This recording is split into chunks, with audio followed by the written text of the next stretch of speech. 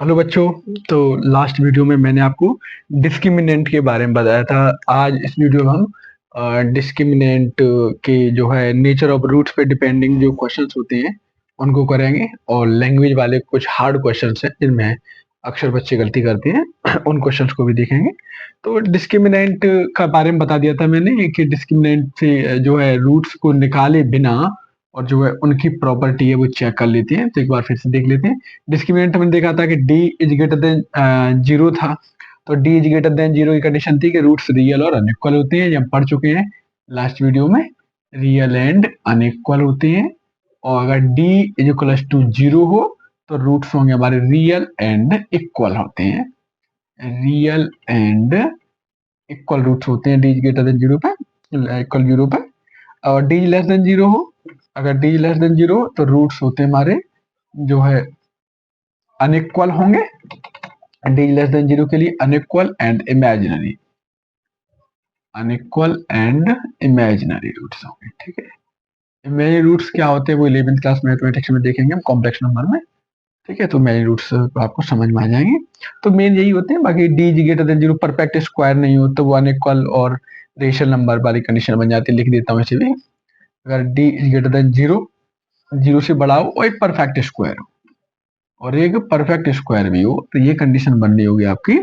तो जो है आपके रूट्स होंगे वो रियल, देखो ये कंडीशन फॉलो हो रही है। तो रियल एंड अनइक्वल, यानी condition number 1 real and unequal. Condition number 1 को फॉलो करता हुआ एक नई चीज इसमें और आ जाएगी कि ये रूट्स होंगे हमारे रेशनल होंगे, परफेक्ट स्क्वायर होने से। कैसे ना कैसे रूट्स होंगे जी? रेशनल होंगे। ठीक है, और यही जो है अगर डी ग्रेटर देन 0 हो, डी ग्रेटर देन 0 हो ना, लेकिन ये परफेक्ट स्क्वायर नहीं हो, and not a perfect square, not a perfect square, तब क्या होगा? कंडीशन ये D greater than 0, D greater than D 0, D greater than 0, तो रूट्स अभी भी रियल एंड अनइक्वल ही होंगे। लेकिन अब जो पहले आपने रेशनल लिखा था वो रूट्स हो जाएंगे इरेशनल,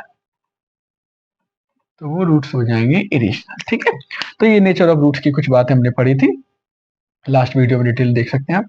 अब कुछ क्वेश्चंस करते हैं। जैसे मान लीजिएगा कि मेरे पास कोई क्वेश्चन है ये 3x² माइनस के 10x प्लस के 3 प्लस टू 0, ये क्वेश्चन है। मुझे इस क्वेश्चन के रूट्स पता करने हैं कि रूट्स इसके रियल हैं, इमेजिनरी है, इक्वल है, क्या चीज है।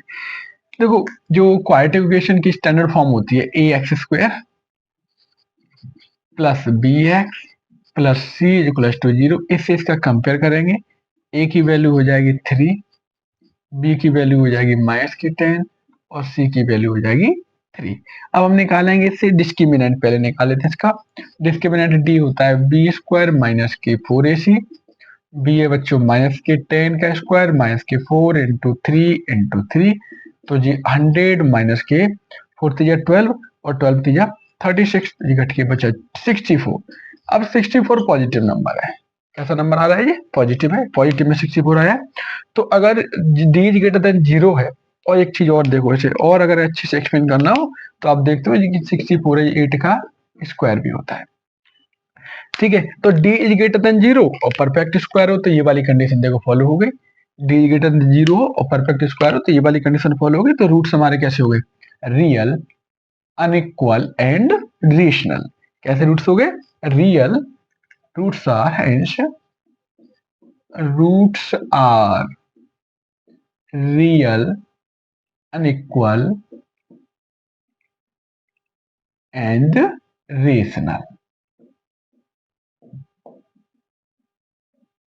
ये कंडीशन हमारे रूट्स की हो जाएगी।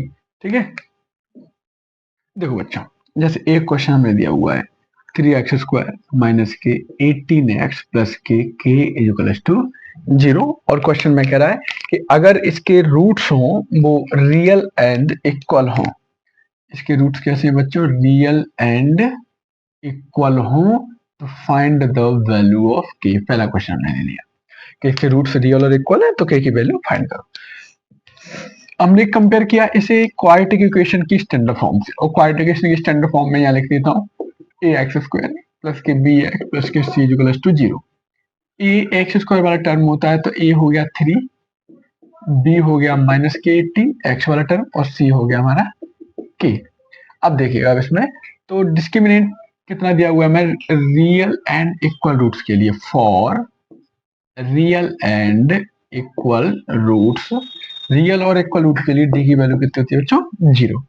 डी की वैल्यू कितनी होती है, जीरो। तो बी स्क्वायर माइनस के 4ac equal to zero, B square यानी माइनस के 18 का स्क्वायर माइनस के 4 इंटू 3 इंटू के इक्वल टू जीरो। तो ये हो गया 4 इंटू 3 इंटू के इक्वल टू 18 इंटू 18।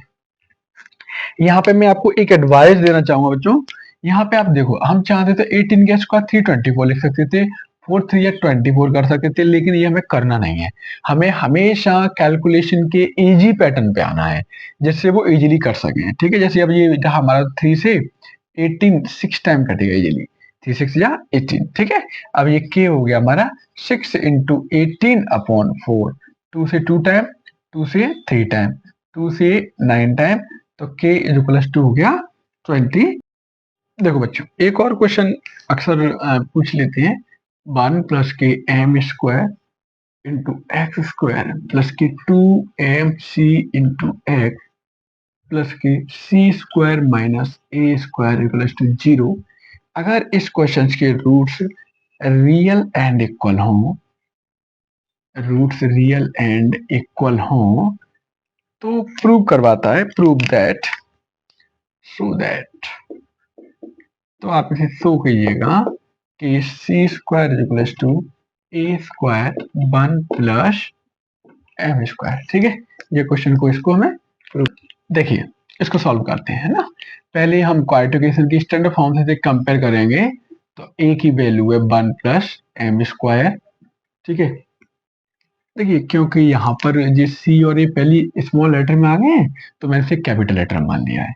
बी हो गया एक्स वाला टर्म यानी 2mc, और सी हो गया हमारा सी स्क्वायर माइनस ए स्क्वायर। अब कंडीशंस लगा देंगे for real and equal roots.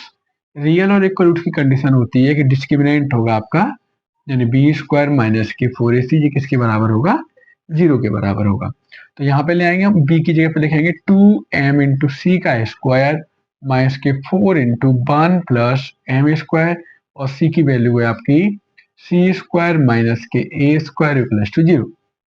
इधर भेज देता हूँ इसे, तो ये 2 का स्क्वायर 4 हो गया, 4m square C square is equal to 4। अब मल्टीप्लीकेशन करूंगा 1 का इसमें, तो 1 से मल्टीप्लीकेशन हो गया सी स्क्वायर माइनस ए स्क्वायर प्लस m का multiplication m square C square minus M square A square हो गया। बच्चों 4 से 4 कट गया। एक चीज और बता दूं, यहाँ पे वैसे तो छोटी चीज है, यहाँ पे दो ही डिजिट है आपको, एक तो ये 4 है और दूसरा ये है। तो जो प्रोडक्ट वाली संख्याएं होती हैं, डिजिट्स होते हैं, वही कट पाएंगे।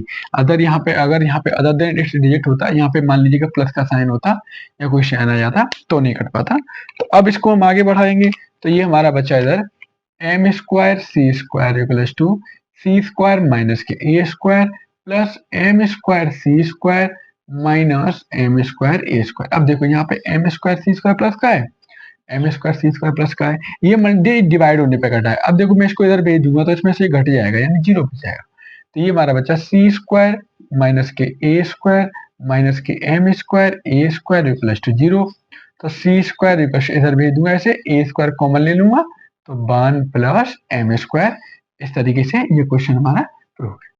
देखो बच्चों एक और क्वेश्चन देख लेते हैं इसी पर बेस्ड, फिर अगले टॉपिक की तरफ चलेंगे।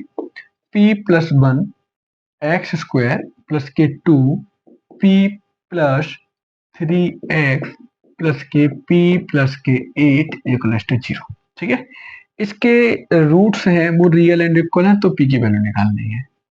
रियल एंड इक्वल है तो हमें निकालनी है p की वैल्यू। देखिए यहाँ पे बच्चों कंपेयर करेंगे हम तो a की वैल्यू p प्लस 1 आ जाएगी, और जो है b की वैल्यू आ जाएगी हमारी 2 ब्रैकेट में p प्लस के 3, और c की वैल्यू हो जाएगी p प्लस के 8।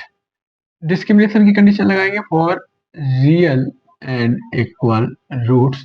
जो आपका डिस्क्रिमिनेंट है बी स्क्वायर माइनस के 4ac, ये होगा जीरो।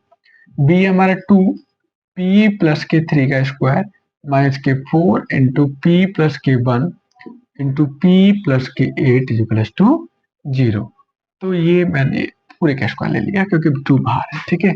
2 का स्क्वायर 4 हो गया और ये बचा p प्लस 3 का होल स्क्वायर, तो a square plus B A B 2ab plus के बी स्क्वायर 3 टू जा 6 p इक्वल्स टू 4। मल्टीप्लीकेशन करूंगा इसका, p स्क्वायर प्लस के 8p प्लस के p प्लस के 8 गिव्स आउट 0, 4 से 4 कटेगा। p स्क्वायर प्लस के 9 प्लस के 6p is equals to p square plus 9p, इन दोनों को ऐड कर दिया मैंने, प्लस के 8 कटेगा। अब इसको इधर पहुंचा दूंगा मैं, तो ये 3p हो जाएगा और 8 को इधर भेज दूंगा तो 9 माइनस के 8 1 हो जाएगा। तो p की वैल्यू हो गई हमारी 1/3। क्वेश्चन देखते हैं, जैसे ये है हमारा 5x स्क्वायर प्लस के एक्स प्लस के 5 इज इक्वल टू 0। इसके रूट्स रियल हो तो हमें k की वैल्यू फाइंड करनी है। बहुत इंटरेस्टिंग क्वेश्चन है और इग्नोरेंस की वजह से गलती कराने वाला क्वेश्चन है। देखिए इसमें रियल रूट दिए हुए हैं, अब इसमें कंडीशन हमारा a है 5, b है k, c है 5 फॉर रियल रूट्स के लिए discriminant is greater than equal to 0। Discriminant है, इसके लिए 0 से बड़ा भी हो सकता है और 0 के इक्वल भी हो सकता है। तो लगाएंगे b स्क्वायर माइनस के 4ac is greater than equal to 0। B square का k स्क्वायर माइनस के 4 into 5 is less than equal to 0। पूरे मटेरियल को इधर पहुंचा दूं मैं, तो k square is less than equal to 4 into 5 अब इसकी दो वैल्यूज निकाल लेंगे, तो k is greater than equal to plus minus के, इसका स्क्वायर रूट 2 हो गया, इसका स्क्वायर रूट 5 हो गया। अब ध्यान देने की आवश्यकता है, तो k इज ग्रेटर देन और equal to 10, k is less than equal to minus के 10।